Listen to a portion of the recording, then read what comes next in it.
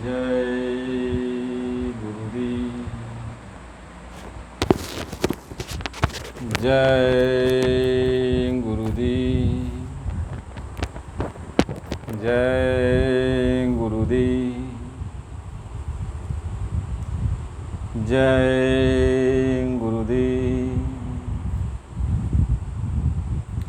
परम पूज्य स्वामी जी महाराज, आप सभी प्रेमियों, गुरु महाराज जी के चरणों में कोट कोट प्रणाम। राजा किसी कारणवश एक बार अपनी प्रजा के में कुछ लोगों को देश से निकाल दिया। अब वो राजा के हुक्म का पालन हुआ, सब लोग जो भी उसके सिपाही थे देश से बाहर कर दिया प्रजा को। कुछ प्रजा को बाहर कर दिया तो प्रजा दूसरे देश में जाकर के दूसरे राजा के पास उनके यहाँ रहने लगी और उनकी नौकरी चाकरी करने लगी। मेहनत तो प्रदेश में जाकर बहुत उठाना ही पड़ता है। अब वो राजा की सब लोग खिदमतगारी करते, मेहनत बहुत करते, लेकिन मजदूरी उनको कम मिलती थी। और उनको यदि कोई तकलीफ़ होती थी, उनकी पुकार कोई सुनता भी नहीं था, क्योंकि वो परदेसी थे। तो कभी सोचा कि चलो अच्छा अपने घर अपने देश चलेंगे, तो याद आता कि राजा ने देश से निकाल दिया, तो जाएं तो कैसे जाएं। तो अंत में हार मान करके प्रदेश में रहने लगी वो प्रजा, और जो कुछ भी दुख सुख वहाँ पड़ा उसको अपना समझने लगी। अब उसी देश को वो अपना देश मान ली। ऐसे बहुत समय बीत गया। अब वहाँ का दुख, वहाँ का तकलीफ़ झेलते झेलते आदत बन गई, और उसी देश में अब वो रहने लगी। और इस देश को करीब करीब गई भूल, अपने देश को और अपने राजा को भूल गई। बहुत समय ऐसे बीत गया। एक बार राजा के अंदर विचार आया कि हमारी प्रजा जिसको हमने देश से निकाल दिया था, कोई बहुत बड़ा गुनाह तो वो लोग किए नहीं थे, उस प्रजा को चल के ले आना चाहिए। तो राजा सोचने लगा प्रजा आखिर किस भेष कैसे है, उसका पता लगाऊं। तो राजा स्वयं वो जो है राजभार जो है मंत्री को बुलाए, कहा कि ये जो है राजकाज यथोचित रूप से चलना चाहिए, और मैं जो है उस प्रजा को जो मेरी रियाया थी, जिसको हम निकाल दिए थे, उसको लेने के लिए हम जा रहे हैं, लेकिन भेष बदल कर जा रहे हैं। तो भेष बदल कर राजा वहाँ से चल दिया। तो मंत्री को भी पता कि राजा जा रहा है दूसरे देश में, और जितने भी नीचे अधिकारी कर्मचारी थे सबको पता था। तो राजा अपना भेष बदल के आया, लेकिन ये तो सभी लोग वहाँ की जानते थे कि राजा भेष बदल के जा रहा, राजा ही तो है। इसके बाद राजा जब दूसरे देश में दाखिल हुआ जहाँ प्रजा थी, तो घूम टहल के देखा कि प्रजा मेरी बहुत दुखी है, मजदूरी कर रही है, और न खाने का सही ठिकाना न रहने का सही ठिकाना, फिर भी इसी में मेरी प्रजा जो है पड़ी है। वह भी उन्हीं का भेष बना के वहाँ पहुँचा राजा, और वो भी मजदूरी करता था, राजा भी मजदूरी करता था उनके साथ में। और एक साथ बैठकर सब लोग खाते पीते बातचीत करते। वो राजा से पूछता, अरे भाई अब तो तुम नए हो, कहाँ से तुम आ गए हो? तो कहा कि जहाँ से तुम आए हो वहाँ से मैं भी आया हूँ। तो आपस में इसे बातचीत करते रहा। राजा उनके साथ जो है अपना काम धाम करता रहा, इन लोगों की सेवा भी करता था, इन लोगों की बात को मानता था, जो लोग ये कहते वो करता था राजा।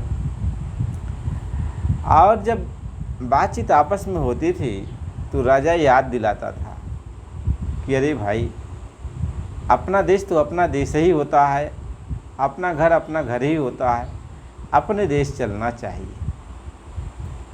तो जब अपने देश की याद आई उन लोगों को, तो कहने लगे ठीक तो है, अपना देश बहुत अच्छा है, लेकिन राजा ने देश से निकाल दिया है तो सज़ा हो जाएगी जो वापिस जाएंगे। ऐसा 1 दिन 2 दिन 4 दिन 10 दिन ऐसे बहुत दिन बीत गया। वो अपने देश का ही बातचीत रोज़ सुबह शाम चलता रहता था। राजा अपने देश की बात करता था तो सब लोग उसकी बात को सुनते थे। तो बाद में लोगों का राजा से प्रेम हो गया। कहा कि भाई तुम्हारी बोली भाषा, तुम्हारी रहन सहन, तुम्हारा स्वभाव इतना अच्छा हमको लगता है कि हम ये सोचते हैं कि हम लोग के बीच में तुम रहो, तुम कहीं जाओ मत। वो कहा कि देखो अब तो हम अपने देश वापस जाएंगे। कहे कहाँ कहें, जहाँ से तुम सब आए हो वही भी मेरा भी देश है। मुझको राजा ने निकाला नहीं है न, तो हम अपने देश चलेंगे। तो वो लोग कहें कि भैया हम लोग भी चलते, लेकिन राजा ने निकाल दिया है। तो कहा कि देखो अपने देश चलो, और मैं राजा का दोस्त हूँ और राजा मेरी हर बात को मानेगा। मैं तुम लोगों की माफ़ी करा दूंगा। वो लोग को विश्वास नहीं हो रहा था, लेकिन अब बातचीत भाई प्रेम भाव, प्रेम के बस होकर जब भगवान खींचे खींचे चले आते हैं, तो प्रेम के बस होकर वो लोग कहें चलो भाई आपके साथ चलता हूँ, जो होगा देखा जाएगा।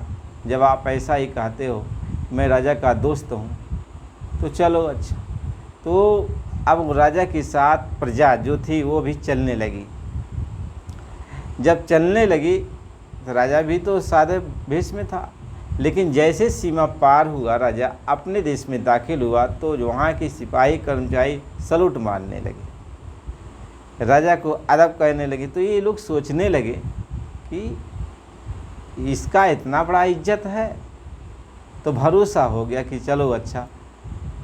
तो उसके साथ ही प्रजा जा रही थी, तो सिपाहियों ने नहीं रोका, किसी ने नहीं रोका, इज्जत से उन सबको भी जाने दिया, आदर सम्मान उन सबको भी किया।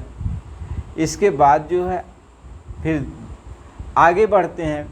फिर जो है जैसे होता ना बैरिकेडिंग, तो आगे फिर जो है सीमा आई आगे बढ़ने का, तो वहाँ पर भी जो है राजा को लोग सलूट किए। वहाँ पर भी जो है ये लोग आश्चर्य में चकित हुए कि अरे ये तो सचमुच ही कोई बहुत बड़ा आदमी है जिसको राजा मानते हैं। तो इस तरीके से पड़ाव दर पड़ाव, हर पड़ाव पर राजा की कदर होती थी, इज्जत होती थी, राजा का लोग सत्कार करते थे, फूलों की वर्षा करते थे। तो इन लोगों को भरोसा धीरे धीरे होने लगा। और जब अपने देश में, यानी जो गांव था, नगर था, उसमें जब दाखिल होने लगी, तो भव्य स्वागत होने लगा, राजा का बहुत भव्य स्वागत होने लगा। लेकिन राजा तो अभी उसी भेष में है। जब महल के करीब राजा पहुंचा, तो लोगों से कहा कि इनको अभी लेके अंदर आना।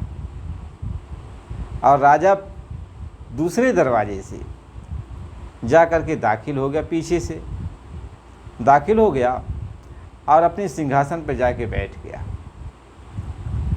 और हुक्म दिया कि उन बाहर जो पड़े हुए प्रजा उनको लेके आओ। तो जब ये लोग प्रजा जब वहाँ पहुँची, अंदर जाके सिंहासन पर देखती है, तो वही हैं जो हम लोगों के साथ जो है वहाँ मजदूरी कर रहे थे। ये तो राजा ही है जो सिंहासन पर बैठा है, ये तो वही है जो मेरे पास आया था। उन लोगों ने हाथ जोड़ा, विनती की, प्रार्थना की। राजा हंसने लगा, कहा कि मेरे अंदर तुम लोगों के प्रति दया आई और तुमको लेने के लिए मैं खुद भेष बदल कर गया था।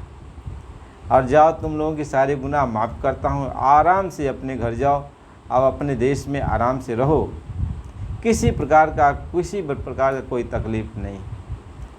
तो महात्मा ये समझाते हैं, इस तरीके से वो मालिक जब वहाँ से चलता है तो संत का रूप बनाता है, अपना भेष बदल देता है। क्योंकि मालिक उस भेष में जो उसका रूप है अनंत है, उसके एक एक रूप में जिसका गणना नहीं किया जा सकता कितने अरबों खरबों सूरज चाँद सितारे, जिसकी कोई महिमा नहीं है, की नहीं जा सकती, तो कैसे जो है आएगा। तो उन्होंने अपने आप को छिपाया।